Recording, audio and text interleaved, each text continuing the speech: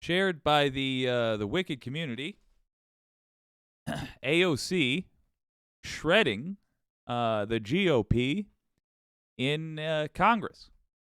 Let's just jump right into it. This is from, I believe, Midas Touch. I believe they're the ones who were discussing this. I'd like to hear what they have to say. And remember, link is in the chat.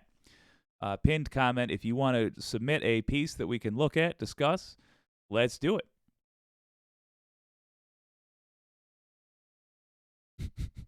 There we go.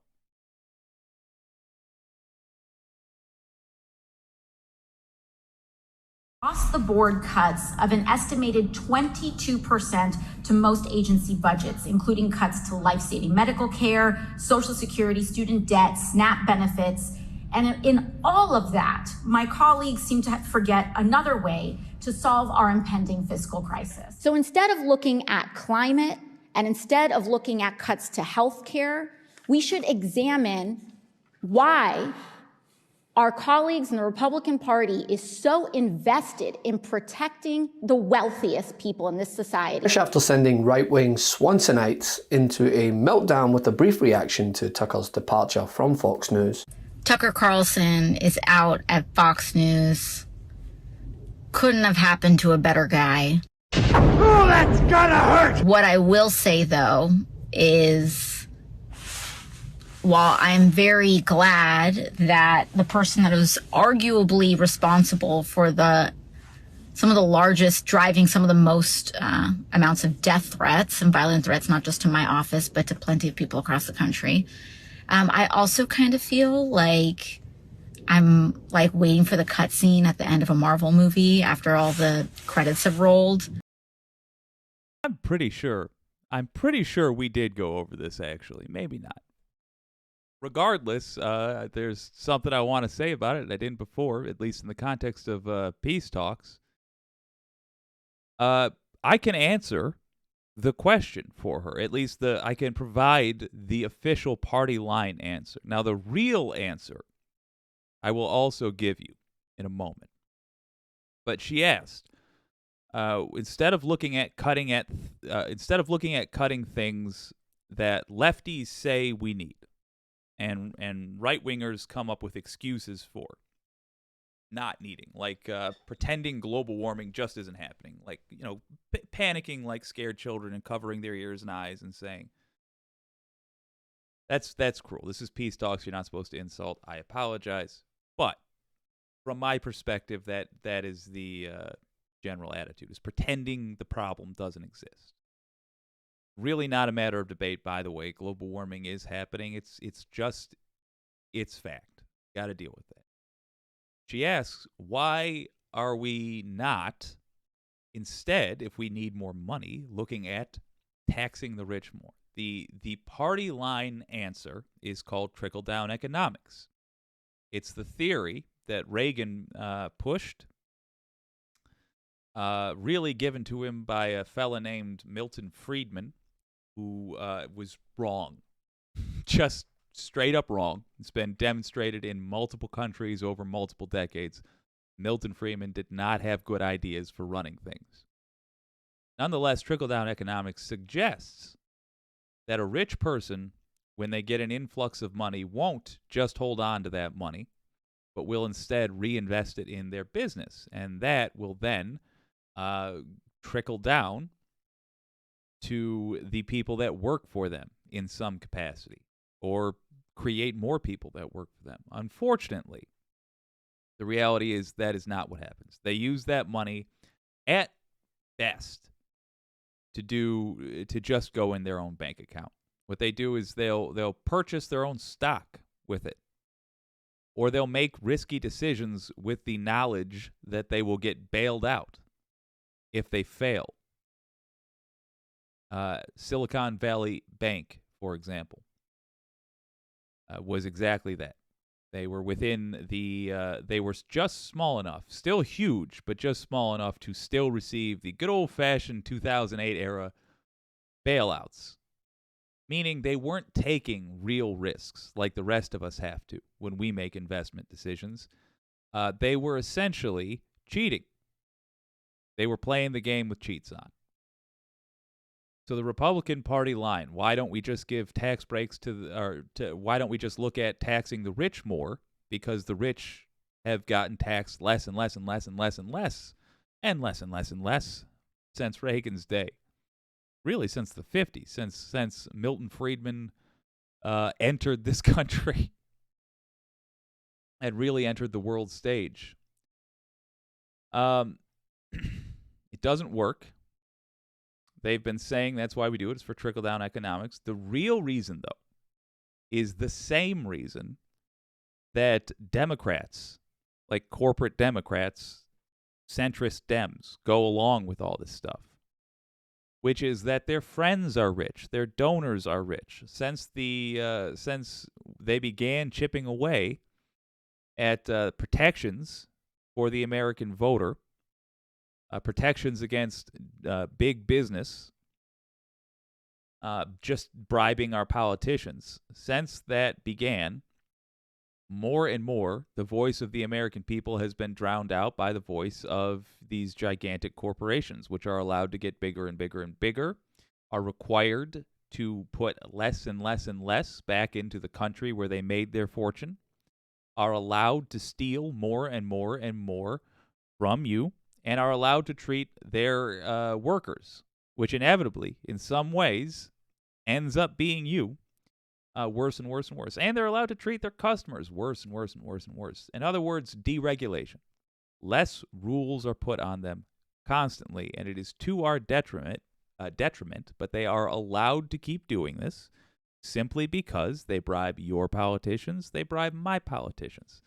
They bribe everybody who is not sworn to not take super PAC money, unless it's a very specific scenario like Wolf PAC, which specifically is just a way to get around having to take super PAC money from places like the NRA and oil lobbyists. So in answer to her question, what is the Republican answer for why don't we tax the rich? Trickle-down economics. What is the real answer? It's the same as the Democrat answer. The same as it's what we always know. It's that our politicians are being bribed. And then you see like the villain's like hand reemerge out to grip over like the end of a building or something. But deplatforming works, and it is important. And there you go. Good things can happen. AOC was on the floor today to discuss Republicans' focus in regards to billionaire protection. Sorry, my apologies. I mean areas to reduce spending. This week, Republicans introduced their legislation to bring the United States government into default. That is what is happening. And that would introduce a destabilizing and profoundly unprecedented process that would initiate across-the-board cuts of an estimated 22% to most agency budgets, including cuts to life-saving medical care, Social Security, student debt, SNAP benefits. And in all of that, my colleagues seem to forget another way to solve our impending fiscal crisis.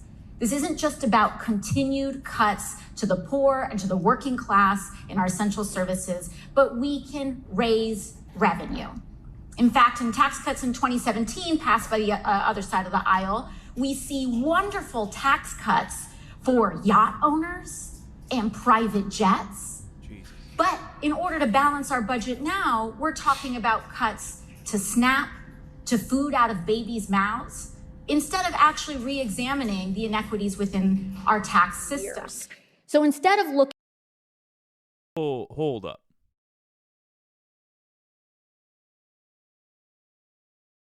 Compare this to what we talked about in the first segment. The first segment, we were looking at Texas Paul. We were looking at the reaction to COVID and what makes fascism dangerous, how the deaths happen. By the way, about 1 million under Trump's watch. But compare this. Notice what happens with economics under this same mentality brought around by the fascists.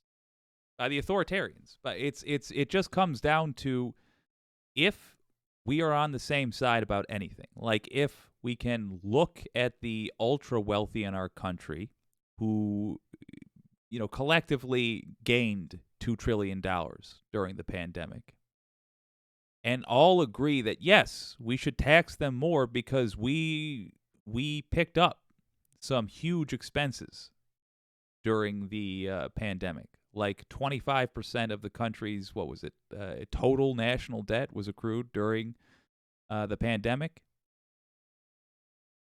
We can look at that as a group and say, yes, those people that seem to profit while the country was doing worse, they should have to pay more because clearly that system is unfair. But now we know how authoritarians work. If we are in agreement, then we are both going to be judging.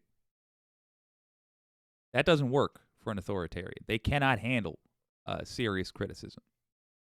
And when their own people try to criticize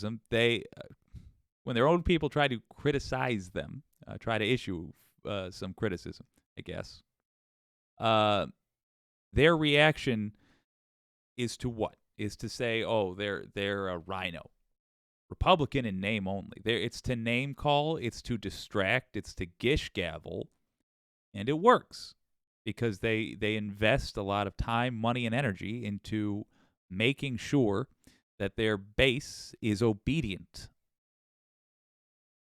that they don't listen to facts, that they don't respect reality, and don't operate within reality. They're trained to do that. If you're in that base, that's what they're training you to do every day. It's true with fighting a disease. It's true with coming up with a reasonable budget. It's true with everything these people do. They are in the party they're in, either because, there's really just one reason. They're in the party they're in because that's where they believe they can profit the most. And that is either because they're incompetent in the real world and can't profit literally any other way, can't make a living. I give you Lauren Boebert's ridiculous failed restaurant, as in literally shut down restaurant. Or they simply believe there's a massive scam to be pulled off. They simply believe there's a fortune to be had. And unfortunately, they're right. Enough Americans are gullible enough that this is profitable, the scam. And the opposition has been weak enough and itself corrupt enough. Yes, the Democrats have been corrupt enough, have taken enough bribes to be a weak opposition, to not insist that the laws get enforced, to not do what we see AOC finally doing up there. Because just like MAGA formed as a reaction to the corruption in the United States is, in my opinion, a very negative, destructive reaction, AOC and progressives like her became a political force as well, as a very positive, constructive reaction to the corruption in the United States. And I ask you, honestly, set aside for a moment all the indoctrination, left or right, that you've experienced. Just ask yourself honestly, this person up there now, this former bartender, now representing her district in Congress, does she have a point or does she not have a point when she asks why we are cutting things that help people who are struggling, why we are suggesting that be done? Instead, this was before McCarthy passed his proposed budget, instead of taxing the ultra-wealthy more. If you needed it paraded in front of you, don't forget, or if you needed it more paraded in front of you in a cartoonish manner, don't forget that Jeff Bezos and Elon Musk and whoever that clown is from Virgin had a space race of their own. They had a space race. three rich assholes. They had so much money that they could build spaceships for funsies.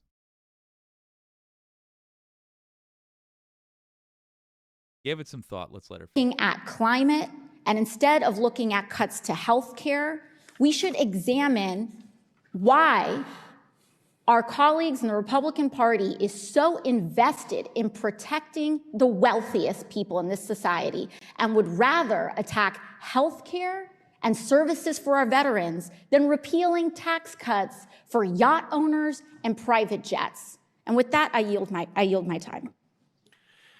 Here's the thing, AOC of all people know that there is no social security program scrutiny-free in Republicans' eyes if it means diverting attention away from how little they pay in taxes. And think about it, a debt ceiling is like giving your child a credit card and they charge the limit all the way up. Would you just raise the limit?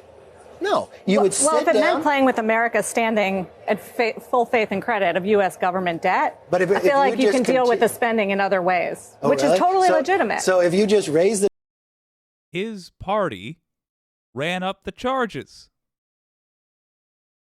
His party's responsible. Just to be clear, this is Trump's debt we're talking about paying. All Trump's debt. I wanted to pause it to give some praise to Jim Green here. Love AOC. I implore all of you to submit questions to AOC's awesome town hall meetings. Plant seeds, y'all. I wholeheartedly agree. If you have a politician, really at any stage of the game, who is hosting town halls, get involved. Ask questions. Provide sound bites for the news. And by the way, let me know. You ask a question to one of these folks, let me know about it. Send me the link. And you better believe there's going to be some discussion about it on this hot channel. Debt ceiling, do you think $31 trillion of debt? The CBO has come out in the next 10 years. Do you know we'll pay 10.5? You did it 3 times in the Trump administration. As we did economic changes. We never raised the debt ceiling by itself. But the tax cuts, that was like $2 trillion deficit. And as to the climate, well, how can we expect Republicans to examine ways in which we can be more sustainable as a country when some of them don't even think that climate change is bad because it will be, and I quote, less cold? I actually found that chart of yours somewhat comforting for at least America. When you take a look at the mortality risk, again, these are all projections. I don't put any stock in them whatsoever. In terms of excess deaths, a warming globe is actually beneficial. In my own state, your study. Remember this, clown? Remember what we said? Here's real quick the 30-second pitch, a couple of seconds for each political faction. You do not want this. Even if your state is going to get a little warmer and you're in a cold state, the agriculture that is already set up there, that the United States is relying on, relies on a window of temperatures that you may be losing. Michigan apples, Michigan cherries, they are robust crops, certainly, but we cannot handle a huge shift in temperatures, just like nobody else really can. You do not want immigrants from brown countries. If you're MAGA, I know you well. You don't want that. That's your whole shtick. You really, really hate those browns. Well, guess what? They are going to be fleeing. They are already kind of uncomfortably warm countries. If you are from the South in the United States, many of your states are going to change drastically. And in fact, any state in the United States is going to experience different weather patterns. This will include severe weather that you're not prepared for. Think of what your insurance covers. Does it cover tornadoes? If it doesn't, are you predicted to get tornadoes, even though you've never had them before in the next 20 years? Maybe have a look, because some states are. There's places that are going to be dealing with flooding that never had to deal with it before. Your insurance most likely doesn't cover that. You can look at this purely like this asshole. It's Friday, Peace Talks, no insults. Like this, in my opinion, intentionally obtuse guy, and you can still, with his mindset, with his screw everybody else mindset, still acknowledge that global warming is bad. And here's why. Because that's the facts. Because it just is. And if you are somebody who believes either global warming is non-existent, the hell with what 99% of scientists around the world, what experts on the matter say, or you believe for some reason that Ron Johnson's got it right here and it's going to benefit me, you're wrong. Not going to benefit anybody. Or at the very least, the people it will benefit will be people that are looking at the situation realistically first and foremost, and then asking themselves, how can I personally profit off of the suffering that is coming? By the way, they won't all be bad people. There's going to be an insurance executive somewhere that makes a crisp $10 billion off of making smart investments based on tragedies that they know will occur. But we, the American people, need to toss out guys like that so that we minimize the tragedies that will occur. We're not going to be helped by another insurance executive being a billionaire. Don't let your mama's house get destroyed so that some savvy pessimist somewhere can make another $1 billion. Shows that we'd have a reduction in mortality of somewhere between 54 and 56 people per, I guess it's 100,000. Why wouldn't we take comfort in that? So thanks for the question, Senator Johnson. And what the work shows and the chart is that the effects of climate change are going to be very unequal. And absolutely, Wisconsin, Chicago, where I live, the reduction in cold days, the benefits from that will outweigh the damages from the hot days.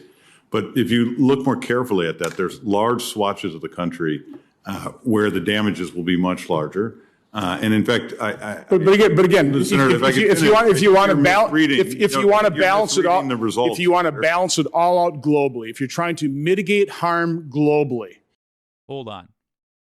Right here is where we need to just grow as a people.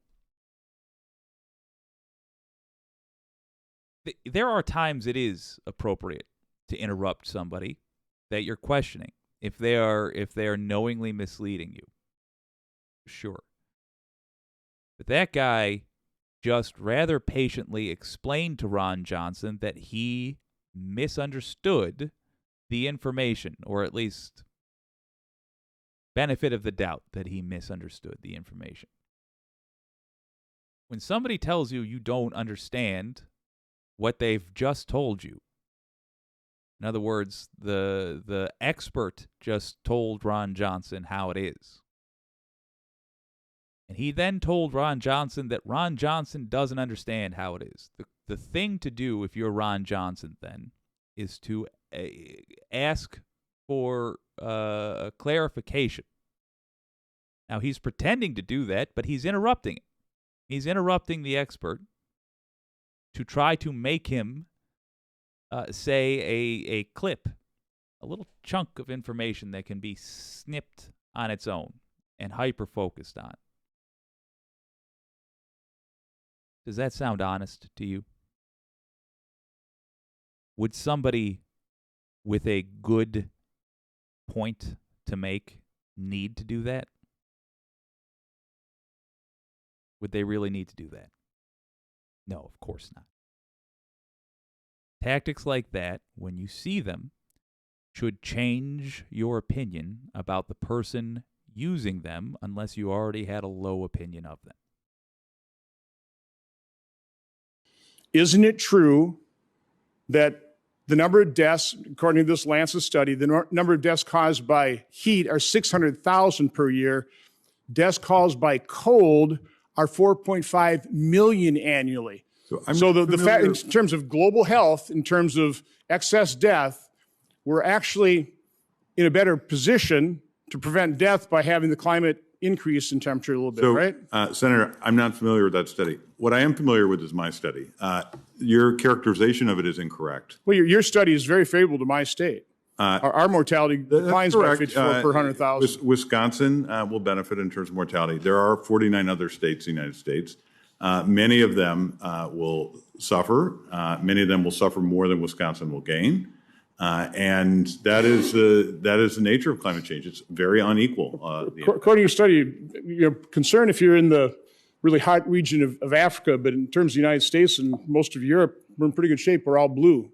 We have reduced risk of death. That's an elected official, everyone. He must have been taught the differences between weather and climate change at Trump University. And I think I know more about the environment than most people. Obama's talking about all of this with the global warming and that, and a lot of it's a hoax. It's a hoax. I mean, it's a money-making industry, okay? I think something's happening, something's changing, and it'll change back again. You'd have to show me the scientists because they have a very big political agenda. But nonetheless, this is where AOC is at her best. And services for our veterans, then repealing tax cuts for yacht owners and private jets. The best part of waking up? MAGA Tears in my cup.